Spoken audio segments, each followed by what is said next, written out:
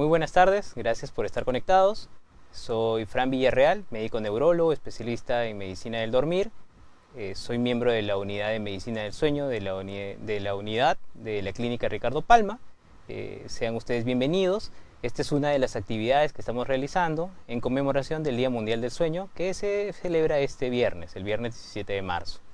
Hemos realizado muchísimas actividades de difusión para que nuestros pacientes identifiquen por qué es importante el sueño. Hoy vamos a tratar sobre el sueño saludable y su impacto en la salud. La idea de esta ponencia es que entendamos que dormir significa 1/3 de nuestra vida y por ende tenemos que ponerle atención. Vamos a comenzar hablando de sueño saludable. Creo que la primera pregunta que debemos hacernos es ¿qué es el sueño? Bueno, el sueño es una función biológica, es una conducta, ¿no?, que alterna al estado de estar despierto, es decir, al estado de vigilia, y alterna durante un ciclo de 24 horas. No se trata de un estado de inconsciencia, tampoco se trata de un estado de apagar de funciones biológicas o funciones mentales. Durante el sueño realizamos funciones biológicas complejas de regulación y equilibrio del organismo.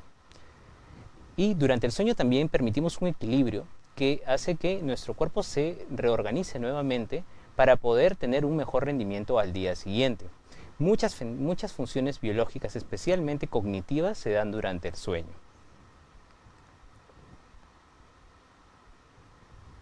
¿Por qué es importante el sueño entonces? Ya hemos hablado que es una función biológica, que es una conducta, es decir, lleva consigo una actividad mental, actividades cardiovasculares, actividades metabólicas, ¿no? Tiene una forma de identificarlo, ¿no? Pero ¿qué hace el sueño? Existen muchísimas funciones a nivel de cada sistema, de cada órgano, que se regula a través del sueño. Sin embargo, hoy vamos a tocar las principales o las más conocidas, ¿no? Dentro de las más conocidas es básicamente el metabolismo, ¿no? Existe, por ejemplo, durante el sueño, una liberación de hormona como por ejemplo la hormona del crecimiento, que permite que los niños crezcan durante la etapa 3 de sueño. Existe también una regulación de hormonas como el cortisol, que tienen que ver con el estrés hormonal, con el metabolismo. Existe también una disminución de la insulina. Esto también conlleva a una mejor regulación de personas que tienen diabetes, por ejemplo. También hay una estabilización de la respiración, una respiración más superficial, una respiración mucho mejor y más armónica. Existe también una regeneración y una construcción muscular. Aquí es muy importante, por ejemplo, el sueño en deportistas de alto rendimiento. Es por esto que, por ejemplo, medicina del sueño también es una nueva especialidad que está entrando en conversaciones con deportistas de alto rendimiento, como por ejemplo las ligas nacionales de básquet americano o las ligas nacionales de fútbol americano, donde las sociedades de sueño están mucho más desarrolladas y donde los consejos para dormir mejoran el alto rendimiento de los deportistas. También es importante decir que hay funciones de regeneración de la piel, regeneración del epitelio del intestino. Entonces es importante también en estas condiciones. Existe definitivamente cada vez más demostrado que el sueño es el 8º factor de riesgo cardiovascular. Es decir, es un pilar para la salud cardiovascular. El solo hecho de no dormir ya nos pone con un pilar menos de protección en enfermedades cardiovasculares. También es importante decir que dormir bien nos garantiza tener una mejor respuesta inmune a infecciones, que nos permite regular mejor también las alergias. Y por último, también nos permite definitivamente el dormir bien nos permite mejorar lo más importante para nosotros, que es básicamente nuestro rendimiento cognitivo, el aprendizaje de nuevas tareas, la regulación de sinapsis para crear nuevos conocimientos. La Sociedad Mundial de Sueño ha catalogado 3 pilares para poder calificar a un sueño saludable. Entonces, pues tenemos que ver la duración, la continuidad y la profundidad del sueño. Es importante también dimensionar aquí los temas porque a veces existen muchos mitos o muchas creencias alrededor de un sueño. Entonces, primero la duración. La duración depende de la edad. En un adulto promedio, de 7 a 9 horas que pueden ser 7, pueden ser 8 o pueden ser 9, son cifras aceptables para un adulto normal, para un adulto de edades entre 20 a 60 años. Sobre la continuidad también es importante. La continuidad del sueño depende mucho de la variabilidad entre personas, pero un despertar por la noche puede considerarse incluso normal. Los niños tienen más despertares por las noches, los ancianos también pueden tener más despertares por la noche debido a más urgencia para ir a los servicios, pero eso, si es que no impacta en la percepción de la calidad de sueño, sigue siendo un sueño adecuado. Y por último, la profundidad del sueño, la capacidad de llegar a fases profundas de sueño que nos permitan un sueño reparador, un sueño que nos permita reparar nuestras funciones neuronales, un sueño que nos permita además ensoñaciones, que nos permita levantarnos descansados y despejados. ¿Qué pasa? Existen personas que pueden dormir 9 horas, 10 horas y aún así levantarse cansados, fatigados, con una sensación de visión de niebla que ellos mismos te comentan en la consulta. Entonces allí tenemos que empezar a pensar qué pasó en la noche. En cifras hablamos de... Las cifras varían mucho de sociedad a sociedad. En general se cree que en un año 37% de personas creen que tienen problemas relacionados al sueño. 35% pueden cumplir entre 25 y 35% en un año pueden cumplir los criterios para hablar de insomnio crónico, ¿no? Y 45% de las personas van a tener trastornos relacionados de manera crónica. Se cree también, y también se tiene en cifras, que los trastornos del sueño son muchísimos, y la mayoría de ellos tratables o abordables, y un escaso porcentaje de pacientes busca atención. Primero porque se normalizan muchas actitudes del sueño, segundo porque se desconoce que existe una especialidad en medicina del sueño, y tercero porque a veces se tiende a pensar que el sueño no es importante ni relevante para la vida diaria. También es importante decir que la falta de sueño está ligada definitivamente a factores de riesgo cardiovasculares, a mayor índice de enfermedades. También está demostrado que el sueño está ligado con el aumento de enfermedades metabólicas, con el aumento de presentación de algunos tipos de cánceres. Y por último, y tan importante, es las consecuencias del sueño. El no dormir bien al día siguiente nos tiene somnolientos. El tenernos somnolientos significa que nuestra capacidad de respuesta va a ser más baja. Vamos a tener más accidentes. Entonces la accidentabilidad por privación de sueño, por mala calidad de sueño o por somnolencia es muy alta. Tanto así que se cree que las cifras por somnolencia en accidentes de tránsito automovilístico pueden ser incluso mayores a las atribuidas al alcohol. ¿Por qué? Porque normalmente los accidentes de tránsito suelen pasar entre las 4 y las 6 de la mañana cuando son nocturnos. Esta es básicamente la hora en la que más somnolencia existe. Por un lado. Por otro lado, también es cierto que los accidentes caseros, como por ejemplo caídas, especialmente en adultos mayores, están relacionadas también al uso de hipnóticos, al uso de sedantes, o también están relacionadas a otro tipo, a un efecto residual de una mala calidad de sueño o una polifarmacia. Esto quiere decir que un accidente en una persona propensa puede traerle consigo una gran repercusión en su salud. Entonces la somnolencia tiene mucha accidentabilidad, tanto doméstica como automovilística, o también puede ser industrial si es que la persona desarrolla actividades de alta precisión.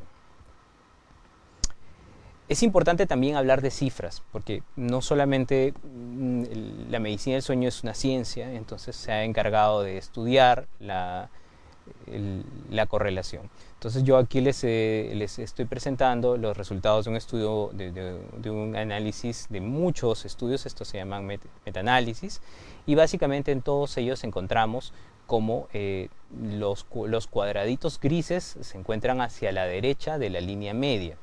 Esto básicamente son diferentes estudios hechos en diferentes poblaciones en los cuales se asocia el déficit de sueño a enfermedad coronaria. Entonces, personas que duermen poco tienen mayor riesgo de enfermedad coronaria. Entonces, esto está ya bastante demostrado. Estos son algunos de los estudios que han hecho que la Academia Americana de Cardiología incluya a el sueño como el octavo pilar de la salud cardiovascular. También es cierto que el sueño está ligado con problemas como la obesidad y problemas metabólicos. Esto debido a muchísimos temas, pero principalmente a lo que mostramos en la imagen, ¿no? Existen algunas hormonas como la leptina que ante la privación de sueño ante la privación de sueño o el mal dormir no se libera. Entonces la leptina se encarga de la redistribución de la grasa corporal. Entonces tendemos a acumular grasa corporal y grasa visceral. Asimismo, aumenta la producción de grelina. La grelina es la hormona que tiene que ver con la saciedad, entonces, que tiene que ver con el apetito. Su aumento significa tener más apetito. Entonces las personas privadas de sueño suelen tener más apetito. A esto se suma también el hecho de que las personas que duermen menos tienen niveles más elevados de cortisol en la mañana. Esto quiere decir que tienen un estrés metabólico constante. Seguimos allí y empiezan a producirse marcadores inflamatorios en personas con privación de sueño. La interleucina 1, la interleucina 6, que se ven en muchas enfermedades inflamatorias, también se ven elevadas en personas con privación de sueño crónico. Y por último aparecen ya las conductas, es decir, ¿qué hago si tengo mucho sueño? Pues me invento algunas cosas para mantenerme despierto. Tomarme un café con mucho azúcar, tomar bebidas energizantes, comer caramelitos durante el día o tener atracones de comida durante la noche que están ligados básicamente a la privación de sueño. Bien, ahora, ¿cómo saber si tengo un problema de dormir? Bueno, debo primero hacerme la pregunta, ¿cómo me siento el día siguiente? Si la respuesta es, me siento bien, pues probablemente tenga una baja posibilidad de tener un problema de sueño. Si la respuesta es, no me siento bien, empezamos a hacernos otras, ¿no? ¿Cuántas horas duermo, por ejemplo? ¿Cómo me siento al despertarme? ¿Ya? Despierto muchas veces por la noche, hemos dicho que una vez en la noche puede ser normal. Me duermo fácilmente durante el día, tengo mucha somnolencia durante el día, suelo quedarme dormido leyendo en el trabajo, me cuesta concentrarme o estoy siempre cabeceando. He tenido accidentes de tránsito o he tenido accidentes domésticos por somnolencia. Tengo dolor de cabeza al despertar, tengo fatiga, falta de energía durante todo el día. Pueden ser signos de tener una enfermedad relacionada al sueño. También puedo preguntar a mi compañero de cama si ronco, si tengo pausas respiratorias al dormir, ¿no? Si tengo movimientos extraños de mis extremidades durante el sueño, si tengo pausas respiratorias durante el sueño, o si tengo conductas como por ejemplo hablar, gritar o tener sueños violentos. Esto puede indicar que yo tengo, a pesar de que me siento bien al día siguiente, que puedo padecer una enfermedad del sueño que debe ser vista.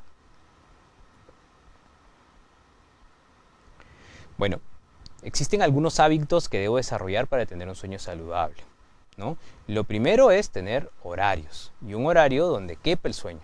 Es decir, si yo tengo un horario en el cual solo tengo 4 horas para dormir, a esas 4 horas quítele una y solamente me quedan 3 para dormir. Debo tener una habitación propicia para dormir, con luminosidad controlada, es decir, con oscuridad, con sonido controlado para evitar que el bullicio de la calle me despierte, ¿no? Con la temperatura controlada o lo mejor controlada posible. Debo evitar también bebidas que me puedan estimular o fraccionar el sueño.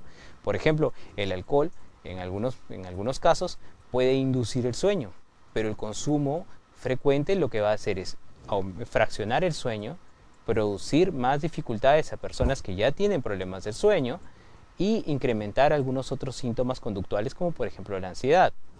El tabaco al dormir, el fumar durante la tarde, durante la noche, dilata el inicio de sueño, es decir, me da un insomnio de inicio, ¿no?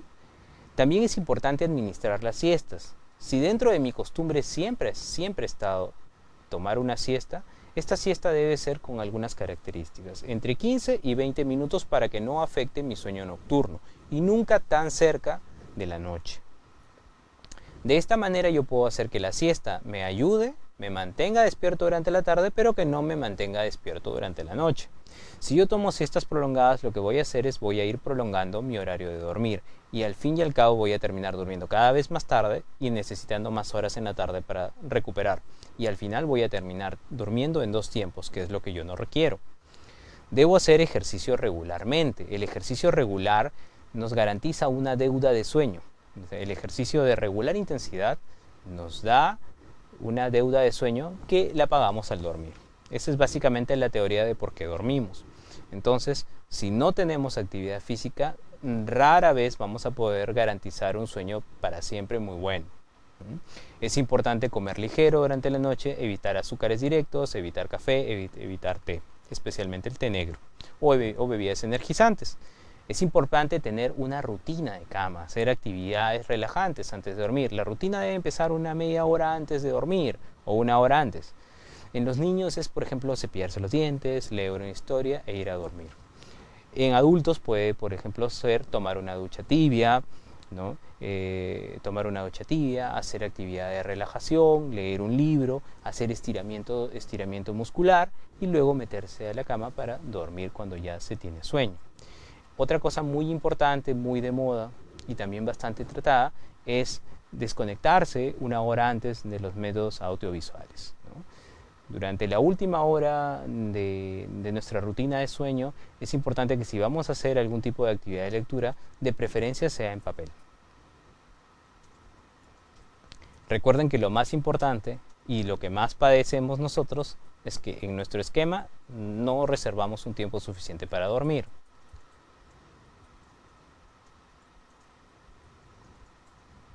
Si sospecho que tengo un problema de sueño, ¿qué debo hacer? Pues lo primero, debo revisar mis rutinas y practicar los consejos que hemos hablado sobre la higiene del sueño. Debo buscar ayuda especializada o consultar a mi médico si me beneficiaría de consultar a la unidad de medicina del sueño. O sea, si ya tengo otros diagnósticos y me trato por otras alternativas, consultar a mi doctor sobre cuál sería la mejor forma de tratar mis problemas del sueño. Es importante no automedicarse.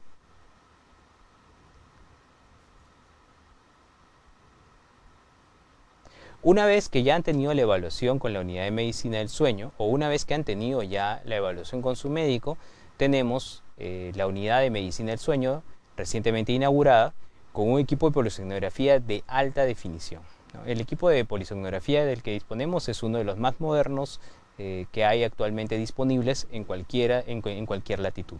Entonces el equipo con el cual nosotros disponemos es un estudio como el que mostramos en la pantalla y lo que hace es monitorizar diferentes funciones, funciones de encefalograma, funciones de movimientos oculares, función de tono muscular, funciones respiratorias, cardiovascular, movimiento de extremidades y todo esto nos da una luz de qué puede estar sucediendo para que una persona no logre sus objetivos de sueño. De acuerdo a la evaluación, también tenemos estudios domiciliarios que nos permiten estudiar rápidamente a una persona con alta sospecha de enfermedad respiratoria del sueño.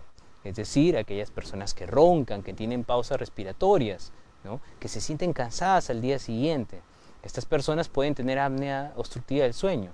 Los estudios domiciliarios son excelentes en pacientes adecuados y bien evaluados. Estos estudios son rápidos y de alta fidelidad también. Bien.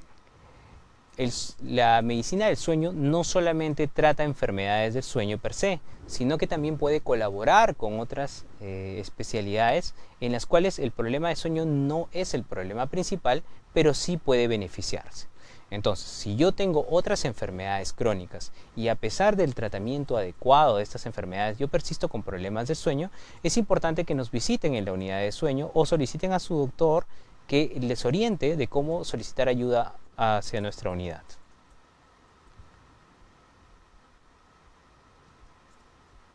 Bien, ¿cómo empiezo el tratamiento de un problema de sueño? Lo más importante es conservar la calma.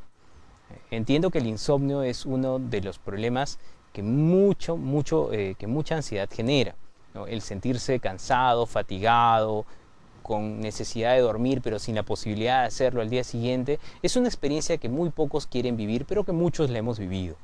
¿no? Entonces, y tenemos que entender que la vida va a continuar a pesar de eso, ¿no? Entonces, lo más importante es conservar la calma. Una vez que uno ya perdió la calma, empieza a crear un círculo vicioso en el cual lo único que logra es mantener el insomnio y hacerlo perdurar y perdurar, y terminamos en un insomnio crónico que, bueno, siempre es más difícil de tratar. Siempre hay que revisar qué aspectos de mi vida o mi rutina pueden estar afectando mi ciclo de dormir. Hay que practicar siempre los consejos de higiene de sueño y hay que buscar ayuda especializada. Como les había comentado, este día viernes 17 de marzo se celebra el Día Mundial del Sueño. Entonces, desde la Unidad de Medicina del Sueño hemos hecho esfuerzos para poder difundir la importancia del sueño en la salud. Los invito a visitar nuestro portal, nuestro portal, del cual aquí tienen el link para poder visitar el portal. En él van a encontrar los videos que hemos preparado de diferentes aspectos relacionados al sueño, con diferentes especialistas que han colaborado en la elaboración de la infografía, y van a encontrar muchos tips y muchas formas de acceder a nosotros. Les agradezco por estar atentos a la presentación y quedo atento a sus preguntas.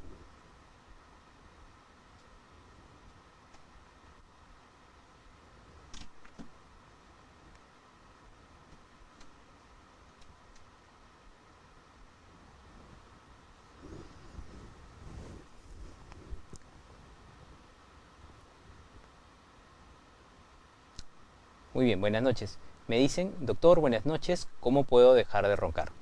Bueno, lo más importante del ronquido es no romantizarlo y no decir que es algo normal. El ronquido siempre es una enfermedad y hay que manejarlo. El ronquido debe empezar con una evaluación concienzuda. Si el ronquido se acompaña de pausas respiratorias, se acompaña de fatiga diurna, es audible, es muy fuerte, o usted tiene factores de riesgo cardiovascular, debe visitarnos en la Unidad de Medicina del Sueño, donde tendremos que hacer los exámenes respectivos para saber si usted tiene apnea del sueño. La corrección del apnea del sueño va de la mano con la corrección del ronquido. Es decir, los tratamientos para uno son tratamientos para el otro. Entonces, esa es la respuesta a su pregunta.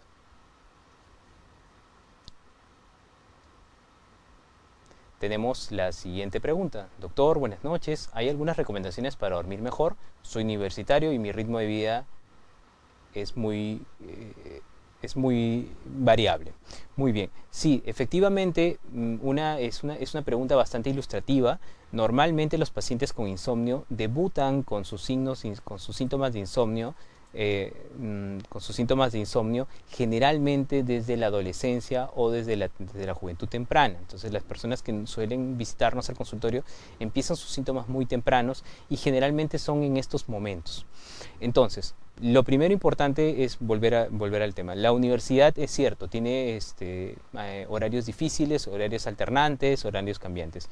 Es importante tratar de tener un horario a pesar de todo. Es tratar de tener un horario fijo para dormir y despertar, ¿no? Es lo primero. Mantener actividad física, lo segundo. Lo tercero es tratar de distribuir la carga estudiantil para que todos los días sean iguales y no acumular trabajo para ciertos días. Lo otro importante es que los días de descanso o de menos presión durante la universidad trates de no desvelarte mucho.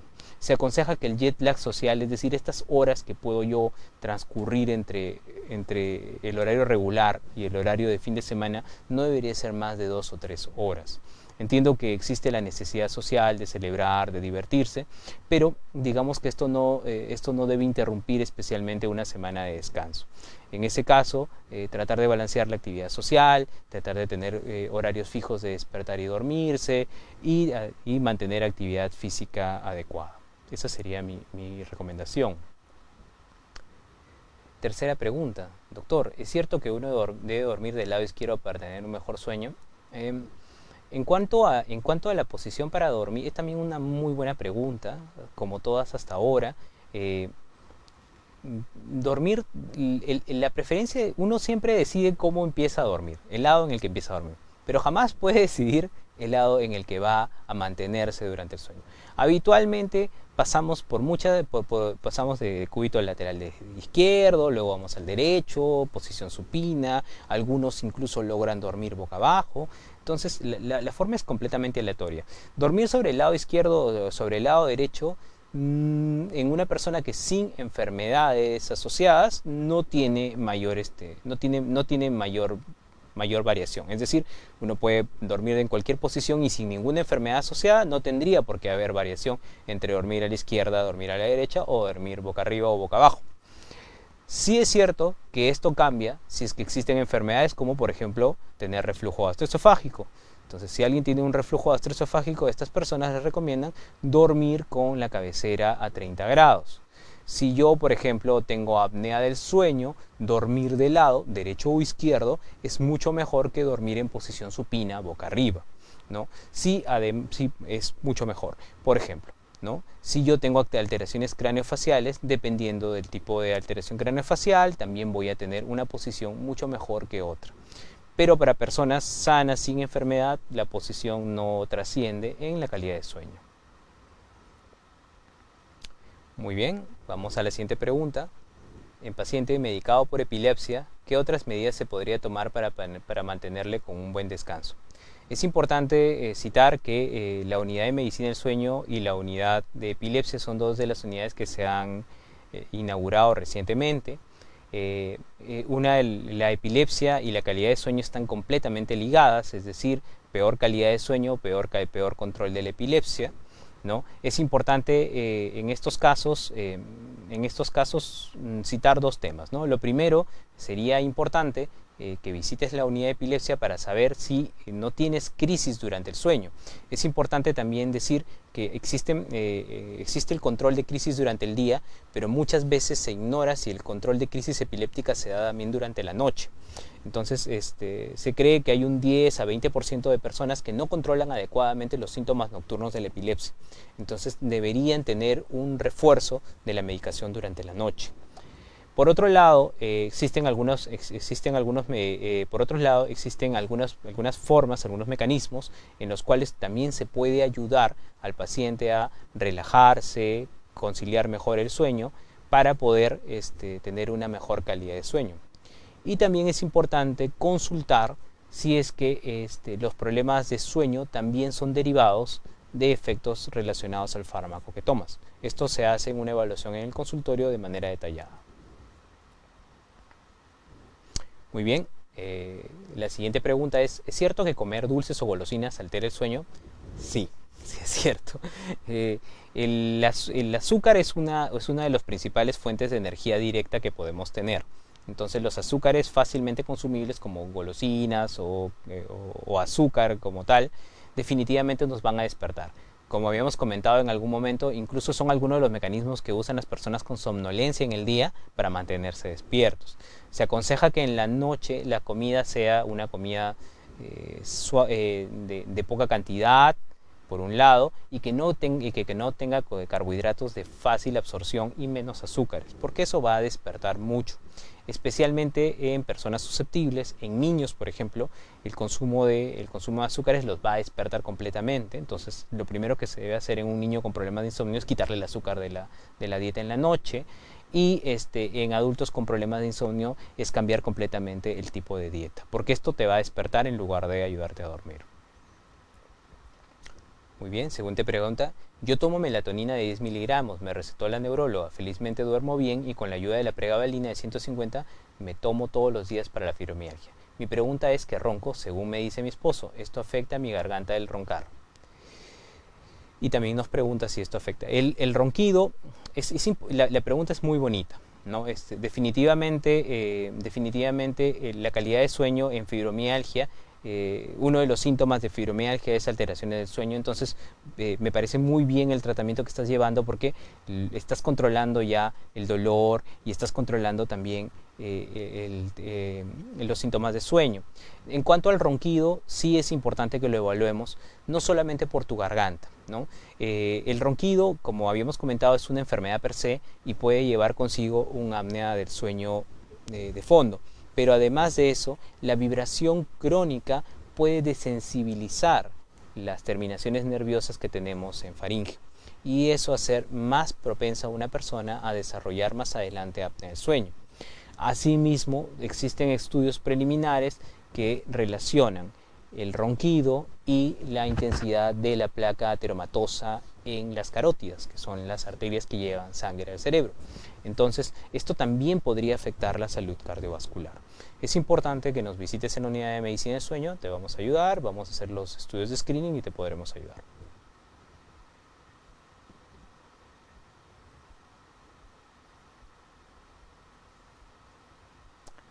Siguiente pregunta.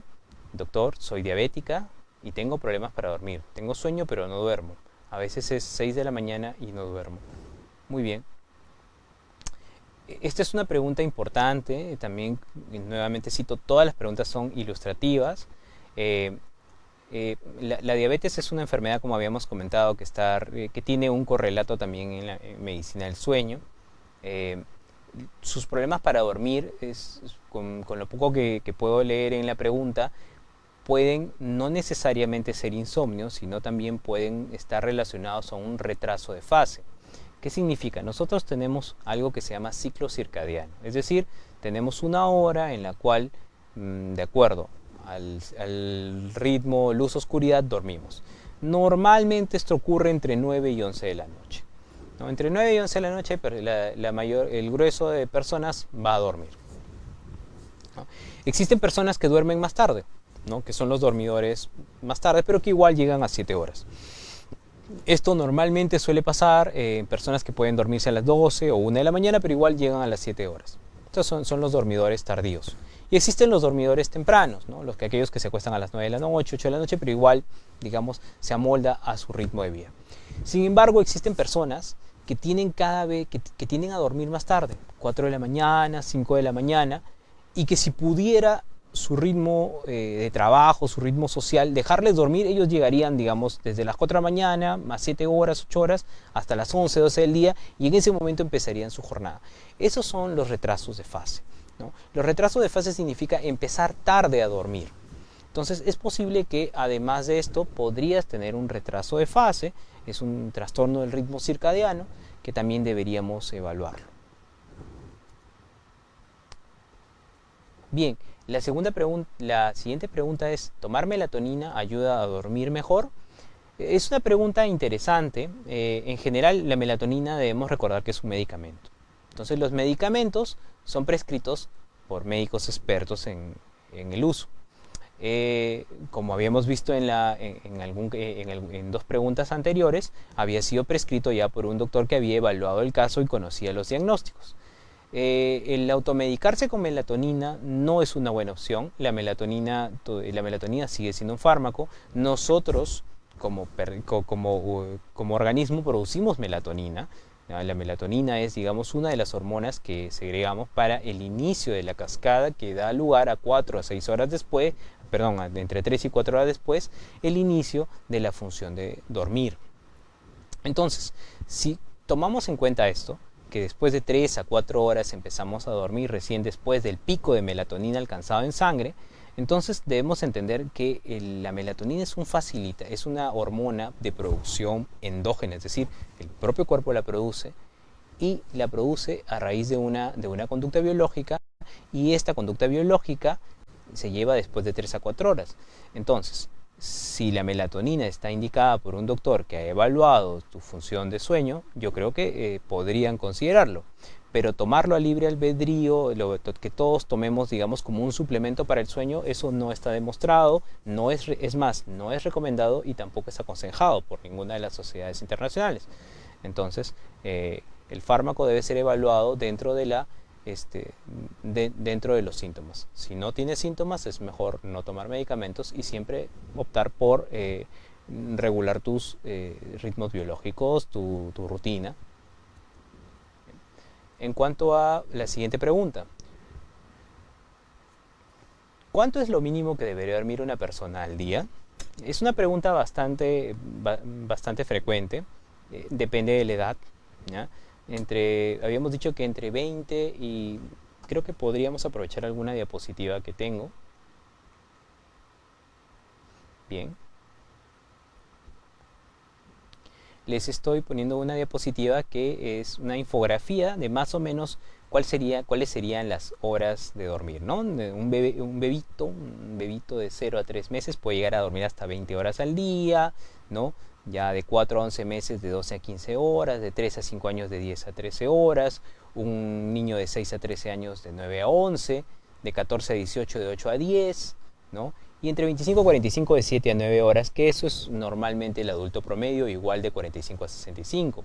Y a partir de los 70 años, el promedio sigue siendo de 7 a 9, pero puede ser de 6.5 a 7.5 horas. Entonces, lo mínimo que debes dormir es dentro del rango de tu edad. Imaginemos que es una persona entre 20 y 65 años. El rango es de 7 a 9 horas, lo mínimo que debería ser son 7, pero esto lo dice solo el organismo. Es decir, hay personas que necesitan 7 horas y media, no 7, porque a las 7 horas y media completan sus ciclos de sueño, ¿no? Ya que un ciclo de sueño dura aproximadamente 90 minutos, pero esto no es exacto. Entonces, cada persona tiene una variabilidad individual. Entonces, la respuesta sería lo mínimo que necesites para, a la hora de despertar, sentirte completamente descansado y despejado. Bien, ¿cuándo se convierte el insomnio en crónico? Es la siguiente pregunta.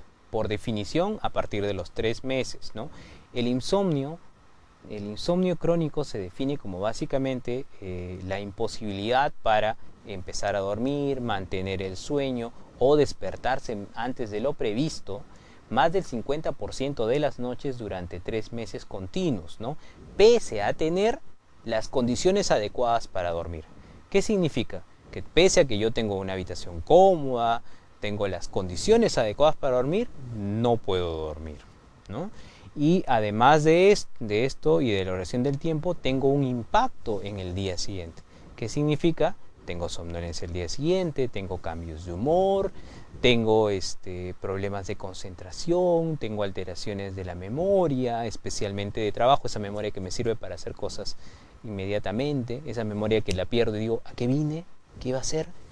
Esa es la memoria de trabajo.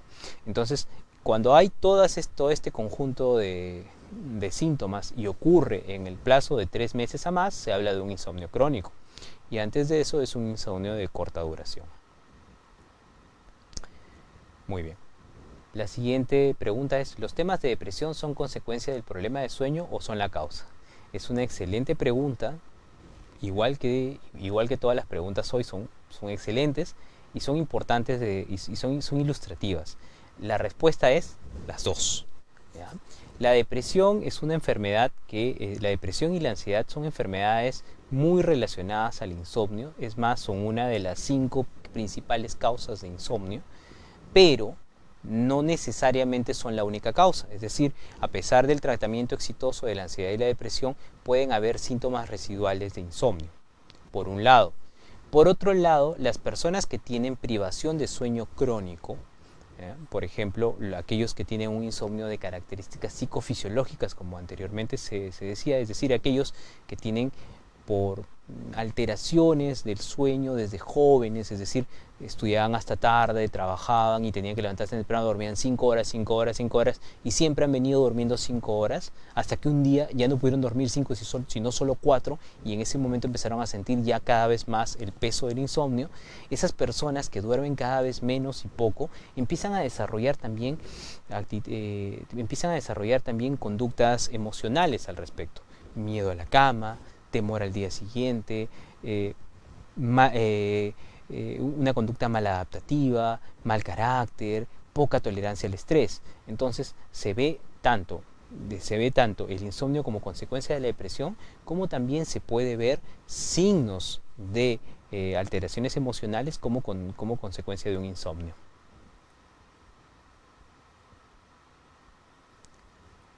La siguiente pregunta es, según su experiencia, ¿quién está calificado para tratar este tipo de condiciones? ¿Un médico especialista o un psiquiatra? ¿Qué medica estas famosas pastillas contra el insomnio? Gracias. Bien, en general el tratamiento del insomnio depende de la causa, ¿no? Entonces, si la causa está ligada a la depresión y la ansiedad, definitivamente la ayuda del psiquiatra va a ser de gran ayuda, ¿no? y la labor de medicina del sueño en este caso va a ser apoyar en la terapia no farmacológica, que es básicamente la terapia que se prefiere en el insomnio crónico. Modificación de estilos de vida, control de estímulos, control de ansiedad respecto a la cama. Bien. En cuanto a las estrategias de abordaje. Las estrategias de abordaje del insomnio son la terapia no farmacológica, a la cabeza la higiene del sueño, terapia cognitivo-conductual del insomnio, ¿no? Y también están las estrategias farmacológicas. Depende de muchos factores que se evalúan en el consultorio, ¿no? Existen, por ejemplo, personas que sí requieren tratamiento farmacológico porque tienen síntomas de ansiedad, de impulsividad asociados. Entonces, en ellos es mucho mejor empezar tratamientos. En otros casos, también los tratamientos farmacológicos son de breve duración, ayudando a la persona a superar el momento agudo para luego empezar a introducir las terapias farmacológicas. Y lo que normalmente se hace en diferentes latitudes es combinar las terapias. Terapias farmacológicas cortas para el insomnio puro, sin ninguna otra causa, y terapias de intervención cognitivo-conductuales que son más duraderas. Muy bien. Siguiente pregunta. ¿El apnea afecta el sueño? ¿Se puede decir que el apnea está ligada a la obesidad? Es una pregunta muy interesante. El apnea del sueño, la apnea obstructiva, sí está ligada a la obesidad. Una de las primeras causas es la obesidad. También está ligada a enfermedad cardiovascular. También está ligada a alteraciones craneofaciales. Y también está ligada, y es más probable encontrarla conforme avance la edad. Entonces, el apnea del sueño, en primer lugar, sí está ligado con la obesidad, pero no es la única causa. Existen personas con diferentes, que pueden tener el mismo índice de masa corporal, pero la distribución de la grasa es diferente, la grasa corporal, y por ende, la distribución de la grasa corporal alrededor del cuello o alrededor de la lengua es justamente la que más afectaría para la presentación de apnea del sueño. Siguiente pregunta. ¿Y las hierbas relajantes te pueden ayudar a dormir? Bien, dentro de la herbolaria que hay para poder dormir, existe, por ejemplo, la valeriana, la manzanilla, que son, digamos, las más estudiadas, ¿no? Y dentro de ellas se ha dicho que sí, pueden servir para dormir, pueden servir como ayudantes y generalmente se toman más como parte de la rutina de dormir. Como habíamos dicho, es importante desarrollar una rutina de cama. ¿Pueden ayudar a dormir? Sí, sí pueden ayudar a dormir, pero más que todo tienen un simbolismo en el momento de crear una rutina de sueño. Es decir, tomar una infusión tibia mientras disfruto de una conversación al final de la tarde o mientras leo un libro antes de dormir, tiene más simbolismo conductual que el propio efecto hipnótico de la medicina. Realmente pocos medicamentos y menos productos herbolarios han demostrado éxito a largo plazo en el tratamiento de insomnio. Bien, yo les agradezco muchísimo, las preguntas han sido enriquecedoras. Créanme que uno no se da cuenta de lo que puede aportar hasta que llegan las preguntas, así que les agradezco mucho porque esto definitivamente me abre también luces que debo explicar o qué debo abordar cuando los encuentro en la unidad de medicina del sueño. Los invito a la unidad de medicina del sueño. Visítennos, estamos en la clínica Ricardo Palma, en la unidad de medicina del sueño. A mí me van a encontrar en el consultorio de neurología como parte de la unidad de medicina del sueño, en el cuarto piso de la Torre B. Estaríamos encantados de poderlos ayudar y por favor los invito, visiten el sitio web que hemos preparado porque lo hemos hecho con mucho cariño para que ustedes puedan irse enterando de cuál es la repercusión del sueño en diferentes ámbitos de la salud, ¿no? Esperamos que este 17 todos estemos un poquito más concientizados de la importancia del sueño en la salud de los pacientes de la clínica Ricardo Palma. Muchas gracias por acompañarnos. Buenas noches.